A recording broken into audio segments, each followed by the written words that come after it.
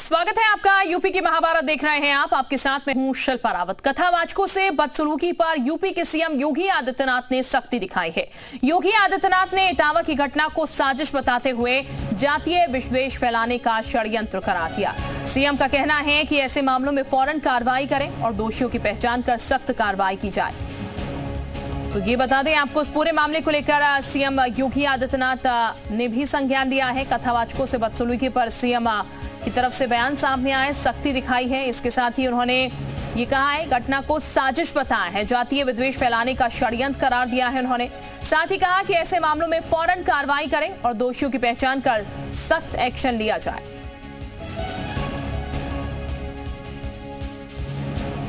और जिस प्रकार से ये घटना हुई है कि एक व्यक्ति ने कथावाचक के नाम पर अपना नाम छिपा कर की, दो वोटर आईडी बनाकर की, आखिर क्या संदेश देना चाहते हैं? जहाँ तक कथा की बात है तो कथा पे तो किसी का अधिकार नहीं है। कोई भी अपनी बात कह सकता है, कोई भी कथा कर सकता है। जहाँ उसके भक्त चाहें, जिनके पास वो जाना चाहें वो कर सकते हैं, इसमें किसी को आपत्ति नहीं है।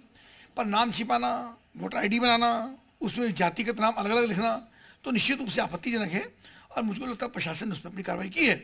और मुख्यमंत्री योगी आदित्यनाथ सरकार में किसी प्रकार कोई गुंडई, कोई विद्वेष, जातिगत क्लेश ऐसा कोई करेगा तो उस पर निश्चित रूप से प्रभावी कार्रवाई होगी। और जिस प्रकार से घटना हुई है कि एक व्यक्ति ने वहीं बीजेपी पर अखिलेश यादव का हमला, अभी भी इमरजेंसी को ध्यान में रखें, ये अखिलेश ने कहा। बीजेपी चाहती है जाति से जाति लड़े, ये उनकी तरफ से कहा गया। इटावा की घटना को लेकर अखिलेश हमलावर नजर आ रहे हैं। ये बीजेपी की नकारात्मक राजनीति है। अखिलेश यादव की तरफ से इस पूरे मामले को लेकर पलटवार किया गया। बीजेपी चाहती है जाति से जाति लड़े। भारतीय जनता पार्टी इस अघोषित इमरजेंसी की कब खुशी मनाएगी? ये तो मना रहे हैं क्योंकि राजनीतिक उन्हें लाभ उठाना, इसलिए मना रहे हैं भारतीय जनता पार्टी के लोग। लेकिन आज भी तो अघोषित इमरजेंसी है। ऐसी इमरजेंसी में भी नहीं हुआ जो घटनाएं आज हो रही हैं। आप किसी के जो घटना इटावा में हुई है, ये वर्चस्ववादी लोग और शोषण करने वाले लोग, समाज में उनकी कोई जगह नहीं होनी चाहिए।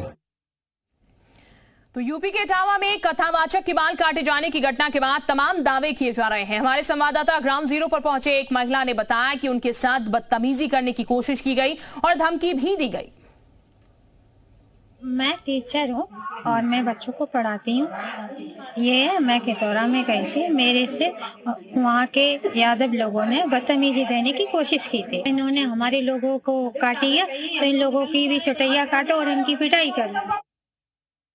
ये बता दें आपको, महिला की तरफ से सीधे तौर पर कहा गया कि महिला के साथ बदतमीजी की गई थी, जिसके बाद ये पूरा विवाद हुआ। हालांकि बीजेपी ये कह रही है कि नाम क्यों छुपाया गया, नाम छुपाकर क्यों कथा की गई, और कथा कोई भी कर सकता है। दूसरी तरफ समाजवादी पार्टी की तरफ से कहा जा रहा है कि ये जाति से जाति को भिड़ाने की कोशिश की जा रही है। और क्या कथावाचक, कथा करने वालों का एक अधिकार है कि कथा सिर्फ एक ही वर्ग कर सकता है? ये दलील जो है समाजवादी पार्टी की तरफ से दी जा रही है। और अखिलेश यादव का जो बयान सामने निकल के आया है, उसमें तो अघोषित आपातकाल एक तरीके से घोषित अखिलेश यादव कर रहे हैं। वो कह रहे हैं अघोषित आपातकाल का जश्न आप कब मनाएंगे, ये उनकी तरफ से कहा गया। और ये कहा गया है कि बीजेपी जो है जाति से जाति को लड़वाना चाहती है।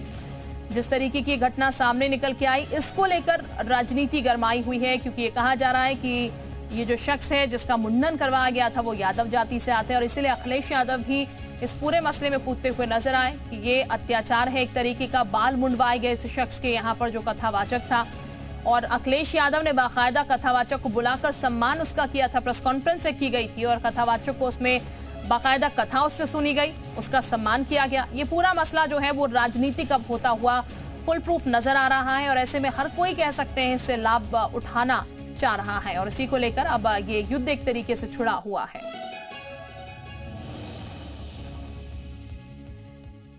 तो पूरी घटना इटावा में घटित हुई थी। तो इटावा की ही ये पूरी खबर। कथावाचक से मारपीट मामले में एक बड़ा अपडेट भी आपको इस वक्त देते हैं। मारपीट से पहले का एक वीडियो सामने आया है।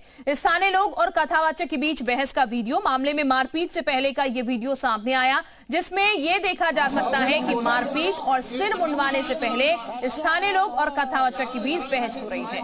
बहस कथावाचक की जाति को लेकर है, कथावाचक ब्राह्मण है या नहीं, इसी बात को लेकर बहस हो रही है, जिसका एक्सक्लूसिव फुटेज भी जी मीडिया के पास है, जो कि इस वक्त हम आपको दिखा रहे हैं। जरा सुनिए इस वीडियो में किस तरीके की बहस हो रही है।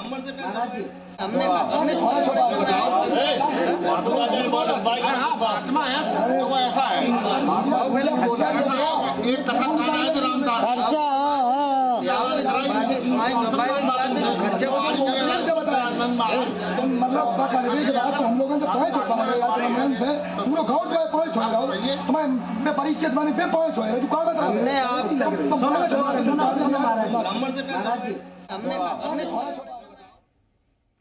और इस वक्त हमारे साथ धर्मेंद्र कुमार जी जुड़ चुके हैं, समाजवादी प्रवक्ता। बहुत स्वागत सर आपका जी उत्तर प्रदेश उत्तराखंड पर। धर्मेंद्र जी, समाजवादी पार्टी कह रही है कि यादवों पर एक तरीके से अत्याचार है, क्या किसी का एक अधिकार है, लेकिन बीजेपी ये कह रही है कि कथा कोई भी कर सकता है, किसी भी जाति का व्यक्ति कर सकता है, लेकिन नाम क्यों छुपाया गया। और समाजवादी पार्टी जो है जानबूझकर इस पूरे मसले को जातिवाद में कन्वर्ट कर रही है, तूल दे रही है, क्योंकि एक महिला ये भी आरोप लगा रही है कि इस शख्स ने उसके साथ बदतमीजी की। देखिए, भारतीय जनता पार्टी और योगी जी की जो सरकार है, अपनी गुंडागर्दी को, सत्ता की दहशतगर्दी को, ध्वस्त कानून व्यवस्था को, प्रदेश की अराजकता को छुपाने के लिए इस तरह के बयान दे रही है। यही उत्तर प्रदेश है जहां से आप डिबेट कर रही हैं। मुरादनगर में थाने के सामने युवक को गोलियों से भून दिया गया और पुलिस वीडियो बनाती रही। ये है योगी जी की कानून व्यवस्था। प्रयागराज के अंदर दलित को जिंदा जला दिया जाता है। ये है योगी जी की कानून व्यवस्था। बेटियों की अश्लीलता के बारे में तो बात ही ना करे। तो ये भारतीय जनता पार्टी लोगों को भटकाने का काम करती है। कानून व्यवस्था पे काम करे, प्रदेश के लोगों को सुरक्षा मुहैया कराए, प्रदेश में कानून व्यवस्था का राज कायम हो, उस पर ध्यान दे, प्रदेश के युवाओं को नौकरी मिले, उस पर ध्यान दे। ये भटकाने से अब कोई भटकने वाला नहीं है। जो प्रभुत्ववादी लोग हैं, जो वर्चस्ववादी लोग हैं, लड़ाई उनसे है, किसी जाति विषय से लड़ाई नहीं है। प्रभुत्ववादी लोग और वर्चस्ववादी लोग हर जाति हर धर्म में पाए जाते हैं, तो लड़ाई उनसे है जो समाज में अपना प्रभुत्व समझ के जो दबे कुचले लोग हैं उनको परेशान करते हैं। तो उसका एक जो बानगी था बकेवर में, इटावा के जो बकेवर की जगह था, बकेवर में यही देखने को मिला कि सत्ता के संरक्षण में जो वर्चस्ववादी। वापस आपके पास लौटती हूँ। अनिला सिंह जी भी इस वक्त हमारे साथ जुड़ चुके हैं, बीजेपी प्रवक्ता। बहुत स्वागत है आपका अनिला जी। अनिला जी, कानून व्यवस्था पूरी तरीके से ध्वस्त है आपकी सरकार में, धर्मेंद्र कुमार कह रहे हैं। सपा प्रवक्ता हमारे साथ जुड़े हैं। थाने के बाहर गोली मार दी जाती है, दलित को जिंदा जला दिया जाता है, फिर कथावाचक किस तरीके से बाल मुंडवा दिए जाते हैं। मेरी सभी को राम राम। उत्तर प्रदेश में अपराधीकरण कम हुआ है या नहीं हुआ है, ये सरकारी आंकड़े ही नहीं, बाकी आंकड़े भी बता रहे हैं। वोटिंग पैटर्न बता रहा है। महिलाएं किस राजनीतिक दल के साथ हैं वो अपनी कहानी बता रही हैं। यहाँ समाजवादी पार्टी जो कि माफिया, डॉन, इनके सहारे से चलती थी, उनको क्योंकि टिकट दिया जाता था, उनके इशारे पे चलती थी, उनको लगता है कि हम भी उन्हीं की तरह हैं क्या, चोरों को सारे नजर आते हैं चोर। ये हाल है समाजवादी पार्टी का। योगी की सरकार में अपराधीकरण कहीं भी जगह नहीं रखता है, और ये उत्तर प्रदेश की जनता कहती है, ये हम ही नहीं कहते केवल। बिल्कुल अनिला जी, लेकिन समाजवादी पार्टी तो आरोप ये लगा रही है कि यादव पर अत्याचार हो रहा है, और जो ये वीडियो सामने निकल के आए उसको लेकर तो अखिलेश यादव और ज्यादा बौखलाए हुए नजर आ रहे हैं। वो कह रहे हैं आप लोगों ने तो आपातकाल घोषित कर दिया, इसका जश्न आप लोग कब मनाएंगे? क्या उत्तर प्रदेश की जनता को मूर्ख समझते हैं क्या ये? अगर दोबारा भारतीय जनता पार्टी को चुना है उत्तर प्रदेश की जनता ने, तो कुछ सोच समझ के तो चुना होगा ना। अखिलेश जी को तो दोबारा नहीं चुना, योगी महाराज को चुना है। और दूसरी बात, हम तो कहते हैं ना कि इटावा में जो घटना हुई है उसकी जितनी निंदा की जाए वो कम है, परंतु आप उसी वक्त एक्शन भी देखिए ना। जो वहाँ का प्रशासनिक पुलिस तंत्र है, तुरंत की तुरंत गिरफ्तारियां हुई। अखिलेश यादव जी क्या कर रहे हैं? प्रेस कॉन्फ्रेंस कर उत्तर प्रदेश में जातीय दंगा कराने की पूरी तैयारी कर रहे हैं। पर वो फिजल आउट हो गया उनकी, वो ये धर्मेंद्र साल कुमार चल जी, नहीं अन्ना जी तो पाई। कह रही है ना, देखिए कार्रवाई हुई है, तुरंत एक्शन हुआ है और सरकार को अगर चुना गया है तो जाहिर तौर पर कोई काम हो रहा होगा, लेकिन आप लोग क्या कर रहे हैं? जातीय दंगा करवाने की कोशिश कर रहे हैं इस मुद्दे को इतना तूल देकर? दंगा भारतीय जनता पार्टी के डीएनए का हिस्सा है।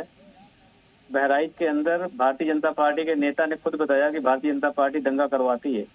और आपके मुजफ्फरनगर में विक्रम सैनी नाम का विधायक है भारतीय जनता पार्टी का, एक एक्यूज्ड है दंगा करवाने के मामले में, जिसको कोर्ट ने 2 साल से ज्यादा की सजा दी थी और उसकी सजा खत्म हो गई थी। ये बीजेपी का इतिहास है। दूसरा इतिहास में बता दो, भारतीय जनता पार्टी का अम्बेडकर नगर के बेवाना थाने में, ये नोट कर लीजिए आप, अम्बेडकर नगर के बेवाना थाने में भारतीय जनता पार्टी महिला मोर्चा की जो अध्यक्ष हैं वो थाने में धरना प्रदर्शन दे रही हैं कानून व्यवस्था और अराजकता और गुंडागर्दी को लेकर के कि मेरे पति को जान से मार दिया जाएगा। तो ये तो इनकी कानून व्यवस्था है। अगर मैं इनके गोंडा के विधायक की बात करूंगा तो बेटियों की अस्मिता कैसे होती है, जबकि दे रहे थे वो भी आपने देखा होगा, भारतीय जनता पार्टी ने उन्होंने भी हटाया है। गाजीपुर के जो आपके बब्बन सिंह थे भारतीय जनता पार्टी के नेता, उनको भी आपने देखा होगा कि उनके क्या समाज के प्रति क्या दृष्टिकोण है, बेटियों के प्रति क्या सोच है, नारी सम्मान कैसे वो लोग करते हैं। तो ये तो भारतीय जनता पार्टी का पूरा इतिहास भरा पड़ा हुआ है। एक्सप्रेस वे कांड पूरी दुनिया ने देखा भारतीय जनता पार्टी का, कि भारतीय जनता पार्टी के नेताओं का चरित्र क्या है और वो देश के बारे में क्या सोचते हैं। अब ठीक धर्मेंद्र जी, यानी कि आरोप की पूरी जड़ी जो है वो फिलहाल यहाँ पर लगती हुई नजर आ रही। बहुत शुक्रिया धर्मेंद्र जी। अन्ना जी, आपका भी बहुत शुक्रिया। यहाँ पर फिलहाल इस पूरे मसले की बात की जाए तो ये मसला जरूर